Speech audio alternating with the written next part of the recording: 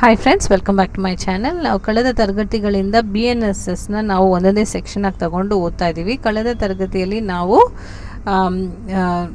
Audio video recordings ಬಗ್ಗೆ ಸ್ವಲ್ಪ ಕಲ್ತ್ಕೊಂಡ್ವಿ. ಇವತ್ತು ನಾವು ಏನು ಓದ್ತಾ ಇದ್ದೀವಿ, ಬೇರ್ ಆ್ಯಕ್ಟ್ಸಿಂದ ಓದ್ತಾ ಇದ್ದೀವಿ. ಸೆಕ್ಷನ್ 2 ಅದರಲ್ಲಿ B ಓದ್ತಾ ಇದ್ದೀವಿ. Section 2A audio video recordings ಇದೆ. ಸೆಕ್ಷನ್ಸ್ 2ನಲ್ಲಿ ಜಾಮೀನು ಅಂತ ಹೇಳಿ ಆ ಒಂದು ಶೀರ್ಷಿಕೆ ಅಡಿನಲ್ಲಿ ಇವತ್ತು ನಾವು ಓದ್ತಾ ಇದ್ದೀವಿ.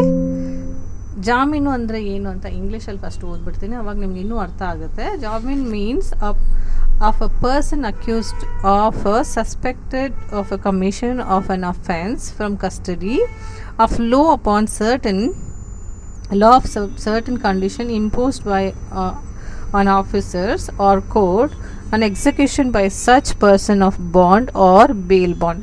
ಅಂದರೆ ಏನೂ ಇಲ್ಲ. ಜಾಮೀನು ಅಂದರೆ ಅಧಿಕಾರಿ ಅಥವಾ ನ್ಯಾಯಾಲಯವು ಅಪರಾಧ ಎಸಗಿರುವ ಆರೋಪಿ ಅಥವಾ ಶಂಕಿತ ವ್ಯಕ್ತಿಯನ್ನು, ಅಂದರೆ ಅಧಿಕಾರಿ ಅಥವಾ ನ್ಯಾಯಾಲಯ ಅಂದರೆ ಒಂದು ಪೊಲೀಸ್ ಅಧಿಕಾರಿ ಅಂದರೆ ಪೊಲೀಸ್ನ ರೆಫರ್ ಮಾಡ್ತಾ ಇದೆ, ನ್ಯಾಯಾಲಯ ಅಂದರೆ ಜಡ್ಜ್ನ ರೆಫರ್ ಮಾಡ್ತಾ ಇದೆ. ಅಧಿಕಾರಿ ಅಥವಾ ಯಾರು ಒಂದು ಇಲ್ಲಿಂದ ನೀವು ಜಾಮೀನು ತಗೊಳ್ಳಂಗಿದ್ರೆ ಇದನ್ನು ಪೊಲೀಸ್ ಬೇಲ್ ಅಂತ ಹೇಳ್ತೀವಿ, ಸೆಕ್ಷನ್ ಬೇಲ್. ಇದನ್ನು ನಾವು ಕೋರ್ಟ್ ಬೇಲ್ ಅಂತ ಕೂಡ ಹೇಳ್ತೀವಿ, ಆಯಿತಾ. ಸೊ ಇದನ್ನು ಜಾಮೀನು ಯಾರು ಹೆಂಗೆ ತಗೊಳ್ತಾರೆ, ಯಾರ ಮೇಲೆ ವಿರೋಧವಾಗಿ ತಗೊತಾ ಇದ್ದಾರೆ ಅಂದರೆ ಒಂದು ಶಂಕಿತ ವ್ಯಕ್ತಿ, ಅವನಿನ್ನೂ ಏನೂ ತಪ್ಪು ಪ್ರೂವ್ ಆಗಿಲ್ಲ, ಅವನ್ನ ಇನ್ನೂ ಶಂಕಿತ ವ್ಯಕ್ತಿ ಅಂತಲೇ ಕರೀತಾ ಇದ್ದಾರೆ.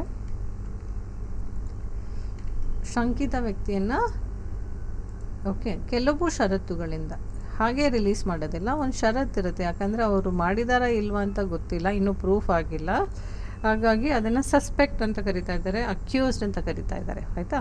ಅಂಥ ವ್ಯಕ್ತಿಯು ಒಂದು ಬಂಧನ ಪತ್ರ ಬರೆದುಕೊಟ್ಟು ಅಥವಾ ಜಾಮೀನು ಪತ್ರವನ್ನು ಬರೆದುಕೊಟ್ಟು, ಅಂದರೆ ಒಂದು ಕಂಡೀಷನ್ ಇದೆಯಲ್ಲ ಅವನು ಬರೆದುಕೊಟ್ಟು ನಂತರ ಅವನನ್ನು ಕಾನೂನಿನ ಅಭಿರಕ್ಷೆಯಿಂದ ಬಿಡುಗಡೆ ಆಗುತ್ತೆ. ಇದು ಬಿಡುಗಡೆ ಅಲ್ಲ, ಇದು ಸ್ವಲ್ಪ ತಾತ್ಕಾಲಿಕವಾಗಿರುವ ಕಾಲದಲ್ಲಿ ಮಾತ್ರ ಅವನ್ನ ಬಿಡುಗಡೆ ಮಾಡ್ತಾರೆ, ಮತ್ತು ಅವನ್ನ ಬಂಧಿಸ್ತಾರೆ. ಖಂಡಿತ ಪ್ರೊಸೀಜರ್ ಸ್ಟಾರ್ಟ್ ಆಗುತ್ತೆ. ಇದಿಷ್ಟು ಜಾಮೀನು ಅಂದರೆ ಏನು ಅನ್ನೋದಕ್ಕೆ ಒಂದು ಎಕ್ಸಾಂಪಲ್ ಅಷ್ಟೇ.